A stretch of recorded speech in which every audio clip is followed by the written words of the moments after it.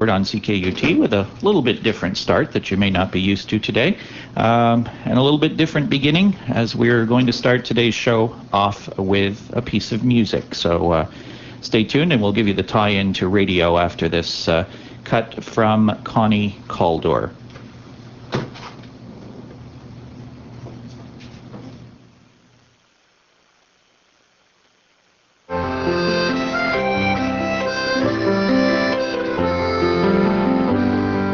Can blame it all on an old-time tune heard across the field from afar.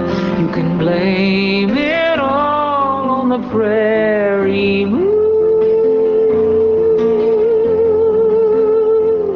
and the night with the sky full of stars. And who needs a dream? Everybody. And those without hope need to. Life has enough sad little lessons that we must all go through.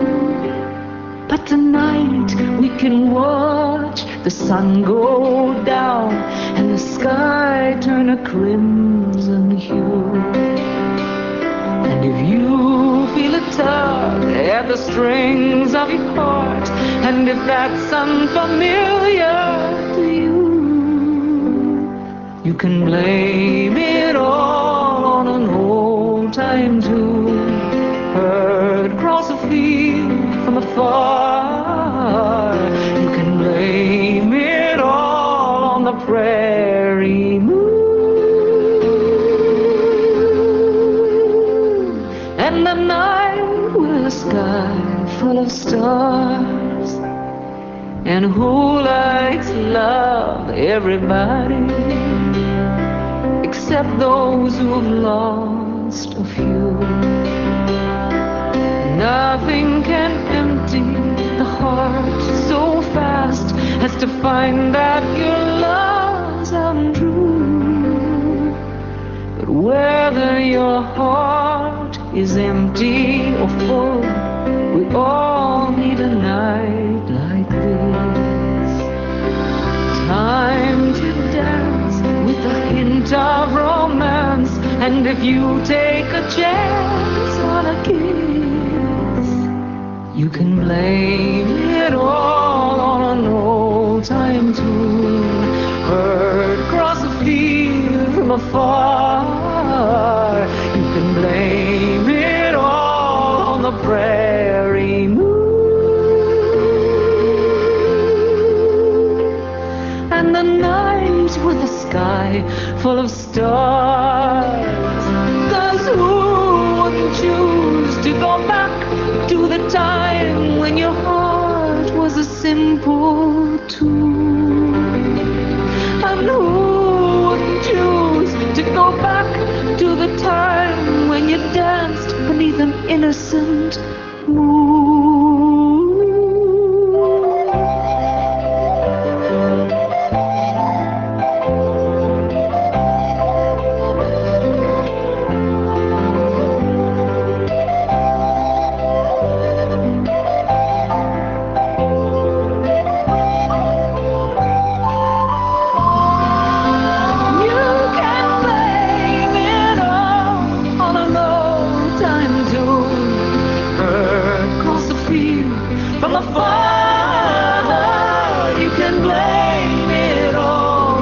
Prairie moon and the night with the sky full of stars, and the night with the sky full of stars.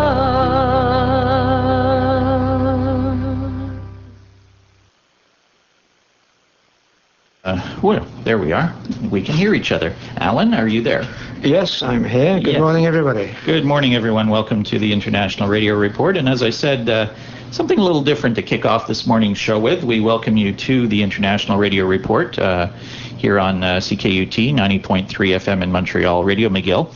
and 91.7 on FM cable. We are also on the internet through the CKUT website, www.ckut.ca. Now, the connection to this song. Why did I play this song to begin with? Well, it's a nice song. I hope you enjoyed it. But there is a radio connection to this. That song was a song called Prairie Moon, and it's by a Montreal, now living in Montreal, originally from Saskatchewan, and Connie Caldor. Now, the reason I played this is, first off, Connie Caldor is going to be playing here in Montreal. She's been living in Montreal on the South Shore, actually, for a very long time. And singer-songwriter Connie Caldor will perform at an outdoor free concert in Dorval's Millennium Park on August the 17th. The concert is slated to start at 7:30 p.m. Bring your own chair, or you can even rent one for $1 in the park. She's had a 20-year career in folk music. Caldor, a Montreal resident, was born in Saskatchewan, has released 9 albums, probably none of which you've heard on the radio. And this is one of the problems with radio, is that sometimes we just don't get to hear these things that we'd like to on the radio. So that's rather unfortunate. But anyway, she is going to be doing this concert, for one thing.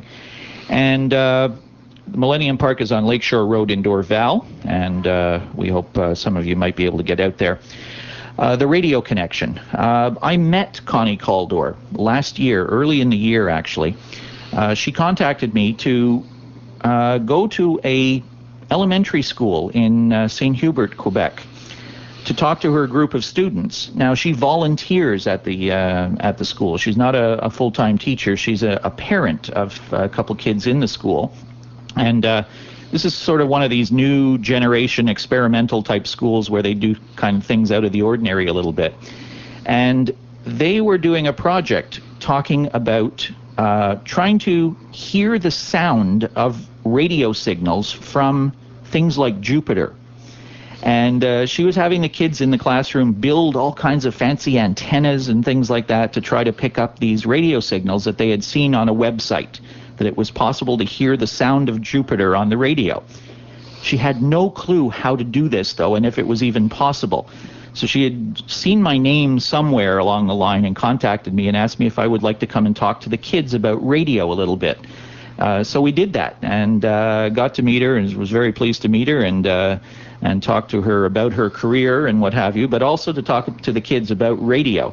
And it was quite interesting, and we had some very interesting projects that the kids had built in the way of antennas and all kinds of fancy stuff. And anyway, so thanks to Connie Caldor out there for putting out the effort to explain radio to these kids, and some interesting projects that they were working on. So I thought we'd start today's program with one of her songs, and hopefully you might like to stop by and see her in concert. It's free, which is a nice part. August the 17th, again, 7:30 p.m. at Millennium Park on Lakeshore Road in Dorval. And if anyone was to ask me if I knew how to receive a radio signal from Jupiter, I don't. You don't. It is apparently possible, but even trying to figure out what you're supposed to be listening to is kind of difficult at best. So anyway, so that's, we hope you enjoyed that little bit different start to the show today. Bill obviously is away today. You haven't heard his voice here this morning, and you are hearing me try to figure out how to press all the right buttons over here. We invite Alan Roberts into the studio again, though, this day to fill in for Bill. Thanks for joining us today. Well, it's nice to be here. I get to do this about once every 2 years, and of course I can't fill in for Bill. Bill's on parade right now, I guess. Probably, yeah, exactly. Yeah. Enjoying the weekend as well. So anyways, Bill will be back next week, and we thank Alan for coming in here today. We have a couple things that we want to talk to Alan about. He tends to spend a lot of radio time doing sort of interesting and out-of-the-ordinary things with radios, and monitoring of different sorts of things.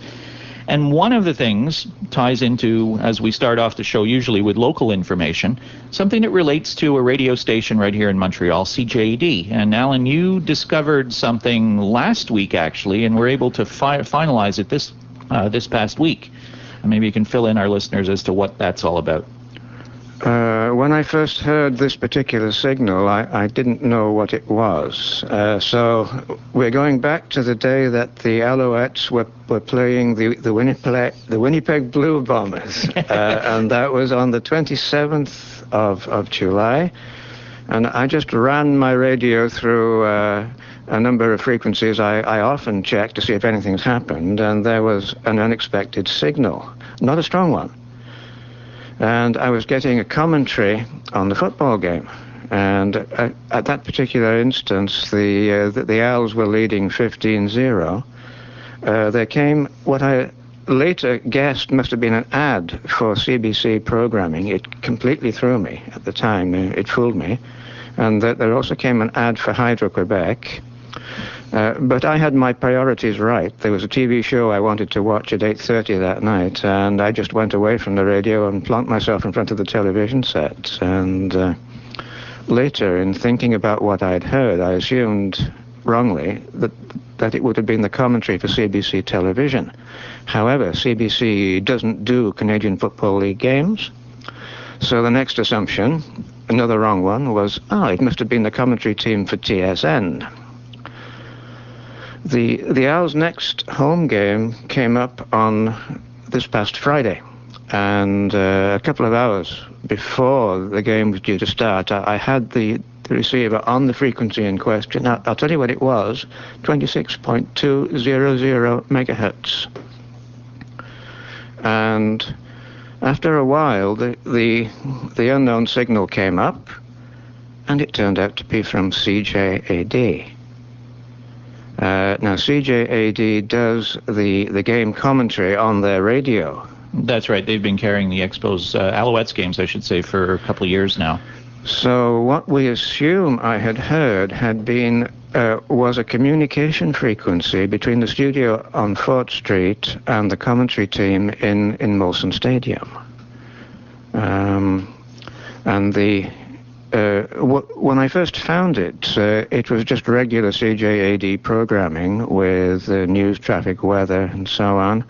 And I put the other receiver on CJAD's medium wave frequency, and I discovered that there was a 7-second delay between the audio on the two signals. The low-powered shortwave signal on 26 megahertz was 7 seconds ahead in time of what we were hearing on CJAD's main transmitter.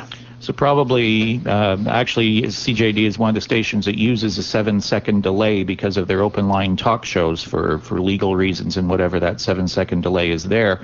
So what you were hearing on 26200 was actually in real time. In real time. Whereas what you're hearing on the radio is 7 seconds history.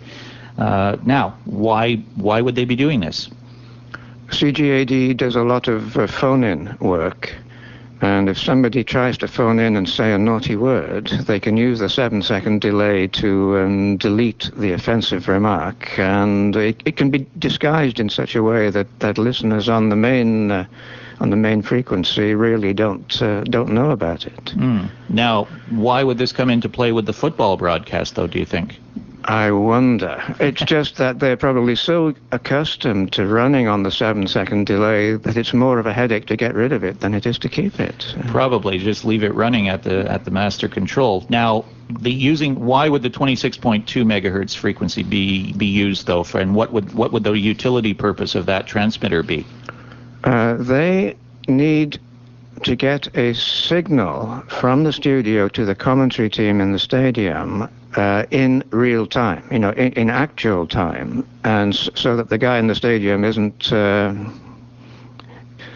playing seven seconds ahead of himself all the time. Does that make sense? Yeah, well, I guess they'd need to coordinate certain things between the studio and the broadcast booth over at the stadium. Yeah, you don't want to have a 7-second quietness. Yeah, exactly. Yeah, a pregnant pause in the broadcast. Exactly. Yeah. Yeah, I guess for queuing up commercials and things like that, it must be because all of that, of course, would be done back from the studio, but the live play-by-play coverage, of course, from the stadium. Maybe a kilometer or two away, I guess, from the station. Thereabouts, yeah. I would think. Yeah. So, anyways, we don't now. Now you were speculating. You do a lot of checking around that band, and you've never really run into this sort of thing before. So we were wondering if this may be a new system that CJD is using for this purpose. Maybe they were using cell phones or who knows what before this. But chances are, if they were using it before, I think you probably would have heard it. I think I would, yeah. Although it seems, since both of these occurred on days of football games, maybe this little transmitter is only used on those occasions. Yeah, that's so quite it's possible. Summer and fall at times of football games. Yeah, and you just happen to be in the right place at the right time. This time around, at least. I was listening in St. Lambert, and this. Although that's not far away from Fort Street or from Molson Stadium, this was a weak signal. Mm-hmm. Interesting. Now, they would probably be using an antenna on the roof of the building, I would assume, downtown, to try to reach the stadium. Well, if I was the engineer, and of course I'm not the engineer, I would use a CB type antenna on the building roof. Right. But maybe they're just using a small whip antenna inside the building. I really don't know what they're using. Okay. So speculation on our part, that is. We'll go and spy on their building, shall we? Yeah, now the mode of transmission, though, is narrow FM. Now, that's much different than what normal CB would be, so which is either AM or sideband. So this would be some type of special transmitter used that could transmit in narrow FM.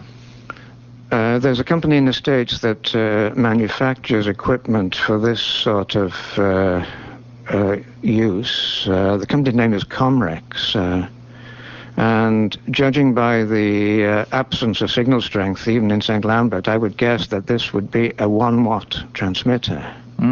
Okay. So that's something that may have been around for a while, may not have, maybe something brand new that they're using, but we don't really know at this point in time. I think you're going to try and do a bit of investigation next week. Yes.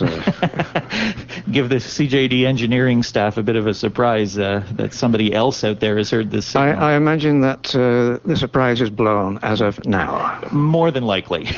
Anyways. All right, so the frequency again, 26200 kilohertz or 26.2 megahertz. Yeah. And narrow FM. And I guess the best chance for people to check it out is the next time the Owls are playing a football game at Molson Stadium. Before the game and during the early parts of the game, yeah. Yeah. Okay, well, thanks for that interesting little tip. Something out of the ordinary again to continue the show with here today.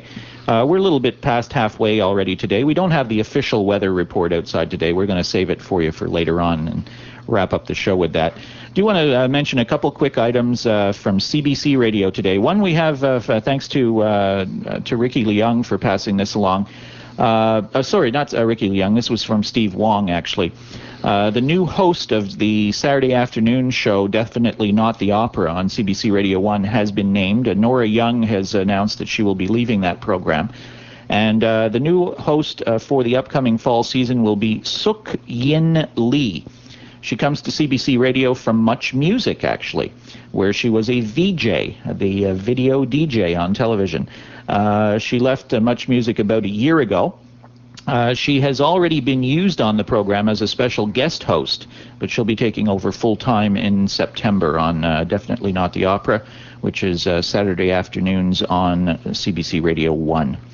A couple program tips from CBC Radio for today, later today. Cross-country checkup. What are you cooking up this summer? All about food, one of my favorite subjects. Join guest host Ann Medina and talk about what you're grilling up, perhaps, on the Barbie, as they say, or other favorite summer foods. So kind of a lighthearted version of cross-country checkup today. If you're looking for some music, Jazz Beat coming up at 11:05 on Radio 1. In Hour 1, trumpeter Alan Matheson and his no-net pay homage to the cool school of the Miles Davis, Gil Evans collaborations in a Montreal studio session.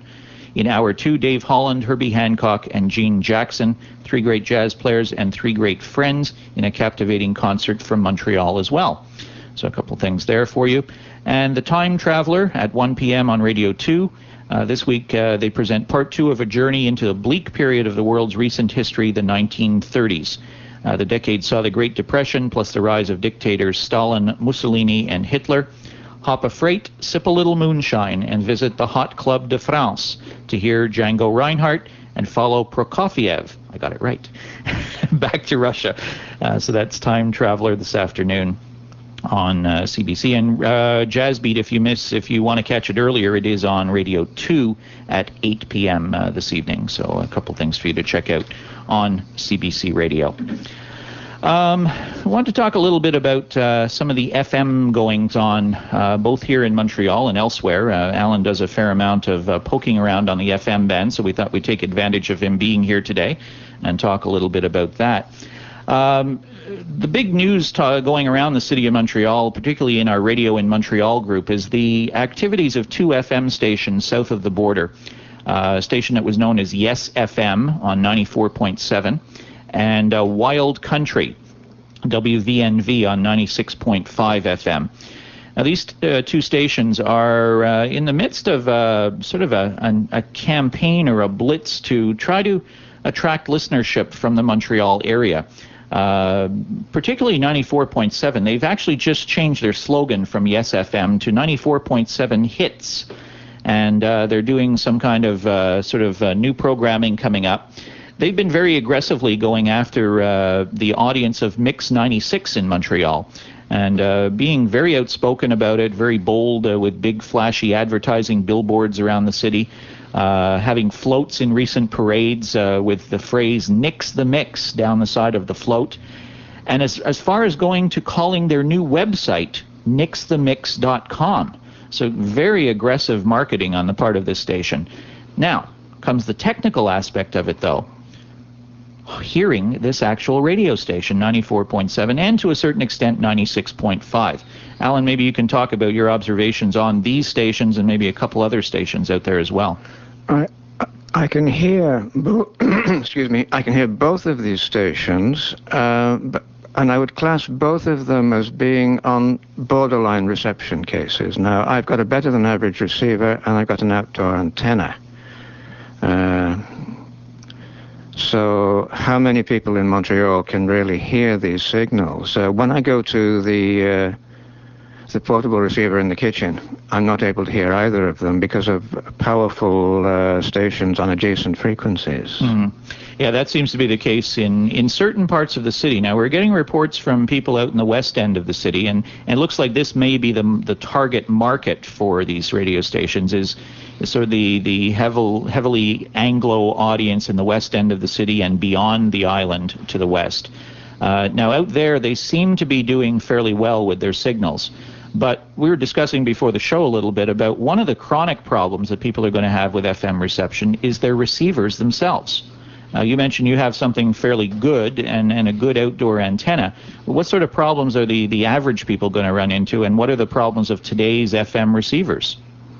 Today's FM receivers, well, a lack of selectivity, which means that stations on fairly nearby frequencies break in on any weak signal you're trying to hear. Mm-hmm. And it's entirely a question of what's been built into the receiver. Exactly. What people are going to find, like I find on actually a pretty good receiver I have at home, but FM quality of it is quite poor. Very strong stations that come through just fine, but the moment you go on to any of the spaces between strong signals, you're getting sort of an overloading of very strong signals mixing together and sort of crowding up the rest of the band. So any weaker signals that may be underneath are difficult to hear. Now, are there ways around this that people can try to pick up better signals or improve their receivers in any way? Oh dear. Spend some money. Yeah, that's one thing, I guess. Although how you can assess the quality of an FM receiver when you see it in a store, goodness only knows. Yeah, I think that's part of the problem, is trying to evaluate it in an environment where there's all kinds of other things going on around the radio itself. It might be difficult to do. In a sense, we're at the mercy of the manufacturers. A radio is a radio, and nobody really asks how well does it work on weak signals. Yeah, I would tend to think that on FM, as long as the radio pulls in the strong local signals, then the manufacturer feels they've done their job. Exactly. Exactly. Yeah, that people are not going to be looking for these weak ones out there, on a normal basis. But we're a bit of a different type of character, I guess. Yeah, the Robertses and the Harveys of this world do other things. Exactly. Well, I think these two radio stations in particular, if they're targeting Montreal, are going to have to look at that part of the problem and realize that there may be people who are trying to hear these stations on a small portable radio or on a little stereo component set, which really just doesn't have very good performance on FM. How they can do anything about that, I guess they really can't. One thing I forgot to mention when you first posed that question, one solution is to go out and sit in your car. Yeah, that's one thing, is that the car radios seem to be a lot more sensitive. And a lot more selective than are the run-of-the-mill cheaper radios for household use. Mm-hmm. Now, one of the tips we've made to people in the past is trying to get hold of older units. When people had the old stereo component sets, I have an old Pioneer system that goes back to the 1970s. It's an analog tuner. Now, that's one thing that's an advantage right there, in that you can sort of fine-tune by hand-tuning the receiver, something we can't do with new receivers today. Everything is sort of digitized with, frequency readout and push-button controls. It depends on your receiver. My new receiver can do that. Yeah, but we're talking something a little bit out of the ordinary there, though. So, yeah. So the average person may have a bit of difficulty, and I guess the best thing you can try to do, as you said, the car is going to be one solution in some cases, but trying to find maybe an older tuner of some sort and maybe trying to get some sort of antenna onto it as well. Yeah. Another trick would be to try moving your portable around the house a little bit. There might be a sweet spot somewhere where there's a more concentrated signal that the receiver can pick up. Right. Okay. Something you can try as well. The other thing we should remind you about some of the receivers is a button that may appear, or a switch on some of them, called AFC. And if you're trying to hear weak FM signals, this is something that you better figure out how to deactivate. But what happens on my old stereo receiver, if that AFC button is in the on position, between the strong stations, any empty spectrum is basically muted out, and the receiver goes silent in those gaps between the strong signals. And also, I think the receiver will retune itself automatically onto the nearest strong signal. Yeah, some units will do that. Yeah, that's right. So you should deactivate that switch if you do have it on your unit, the AFC control. They may be called other things on some other units. I'm familiar with AFC. I don't know if there are other terms that they may use for that. Yeah, I've got one on one of my receivers, and I've just forgotten about it. It's permanently off. Right. Yeah. So that's a couple little tips that you can look for if you're trying to improve your FM reception. So if you're trying to check out Mix 96's competition, the new 94.7 hits, or the country music station, or if these are just the types of things that you're looking for, country especially, something that we don't have directly in the Montreal market. The two frequencies, again, 94.7 for hits radio, and WVNV Wild Country on 96.5. All right, we are almost to the end of the show. I do want to sneak in one international item here, and this has to do with, thanks to Bill for passing this item along, has to do with a radio station we talked about in the past. This is a long-wave radio station, which I think used to be called Atlantic 252 back in its early days. Yes, this is in the Irish Republic, and it used to transmit at fairly high power, and some evenings we were able to get weak signals from it over here in Montreal. Mm-hmm. Well, now this station a while back actually turned over to an all sports format and was calling itself Team Talk 252. Well, it was announced Thursday, August the 1st in the Guardian newspaper that the Team Talk 252 has folded, and 40 people are now unemployed. Sports radio station Team Talk 252 has gone silent, closed after just 5 months on the air, with the loss of 40 jobs at the station. The station was set up as a competitor to Talk Sports, owned by Kelvin Mackenzie's Wireless Group and BBC Radio 5 Live, and broadcast on the former frequency of music station Atlantic 252. Last month, online bookmaker UK Betting bought the holding company behind Team Talk for 14 million sterling pounds, primarily for its website and mobile operations. It decided to close the radio station, which has lost 2.2 million pounds in the 5 months since it launched the all sports format.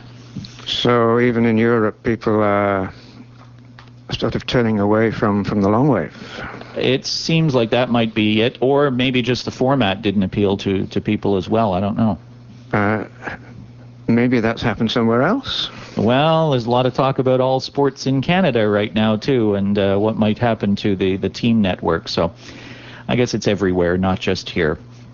Anyways, we have come to the top of the hour. It is 11 a.m. Eastern Time here in Montreal, which is 15 hours UTC. I want to thank you for joining us today. We do have Len Dobbin coming up next with Dobbin's Den for you. Hopefully I've got his music queued up here properly, and we'll get to that in just a second. Thank you very much, Alan, for coming in and joining us today. Bill will be back next week. Thanks to everyone for listening to us today. You can call us after the show, 514-398-6787. Number 1 into voicemail, 2601, and the pound sign is our local. Give us a few minutes to get to the phones. And we are on the internet through email. If you'd like to reach us, radioreport@yahoo.com. Radioreport@yahoo.com. Have a good day, everyone. Alan, take us out. On a cloudy, hot, humid morning here in Montreal, this has been Sheldon Harvey and Alan Roberts with this latest edition of the International Radio Report.